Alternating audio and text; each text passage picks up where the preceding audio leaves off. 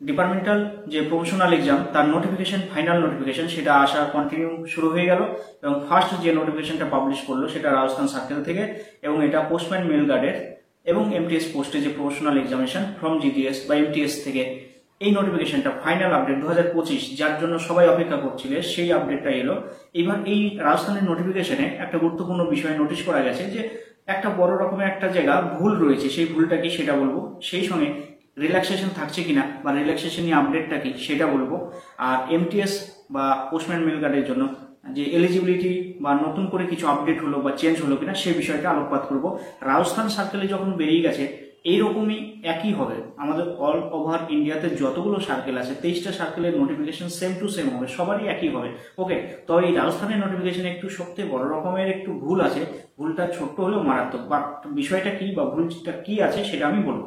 প্রথমেই বলবো রিল্যাক্সেশন নিয়ে, যে এবার 2025-এর নোটিফিকেশনের রিল্যাক্সেশনের জন্য সবাই অপেক্ষা করছিল এবং রিল্যাক্সেশন পাওয়ার জন্য বিভিন্ন যে সংগঠন থেকে সবাই কিন্তু দাবি রেখেছিল যেন 2025-এ অন্তত একবারের জন্য রিল্যাক্সেশন দেওয়া হোক।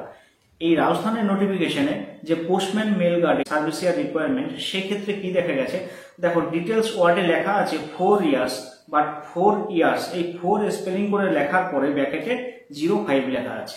ওকে, এইটা দেখো তাহলে এখানে কি ধরা হবে, 5 বছর সার্ভিস ইয়ার প্রয়োজন নাকি 4 ইয়ার্স সার্ভিস ইয়ার প্রয়োজন?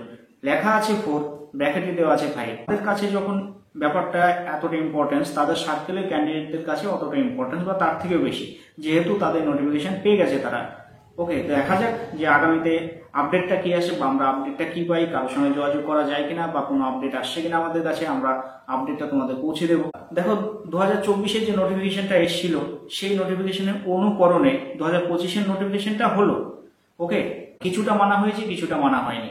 ওকে, এই জিনিসটা যদি ফুলফিল মানা হতো তাহলে 4 ইয়ার্স বা 1 ইয়ার্স রিল্যাক্সেশন যেটা সেটা আসতো, এমটিএস তাদেরও রিল্যাক্সেশন আসতো, বাট কোন জায়গাটা মানা হয়েছে আমি সেটা বলবো। ওকে, দেখো 2024-এর নোটিফিকেশনে কি বলা ছিল যে এমটিএস থেকে যারা বসবে পোস্টম্যান মেল গার্ড তাদের 1 ইয়ার রিল্যাক্সেশন দেওয়া হয়েছিল, এবার জিডিএস থেকে যারা যাবে তাদেরও 1 ইয়ার রিল্যাক্সেশন দেওয়া হয়েছিল। এই বছর সেই রিল্যাক্সেশনের কথাটা কোথাও উল্লেখ নেই, ওয়ার্ড করে বা ব্যাখ্যা করে কোথাও রিল্যাক্সেশন ওয়ার্ডটা নেই। যারা এমটিএস বসবে বা জিডিএস থেকে এমটিএস এ বসবে সেখানে যে পেপার 1, 2, 3 ছিল সেখানে জাস্ট পেপার 1 এটাই দেবে কারা, জিডিএস টু এমটিএস। ওকে, এই বছর নোটিফিকেশনে সেই জিডিএস টু এমটিএস এর জন্য জাস্ট পেপার 1 একটাই পেপার রাখা হয়েছে, একদম হুবহু যেটা 2024-এর নোটিফিকেশনে ছিল। এই জায়গাটা মানা হয়েছে 2024-এর সঙ্গে 2025-এর, কিন্তু এই সার্ভিস ইয়ার রিল্যাক্সেশনের জায়গাটা আবার অ্যাভয়েড করা হয়েছে। কোথায়?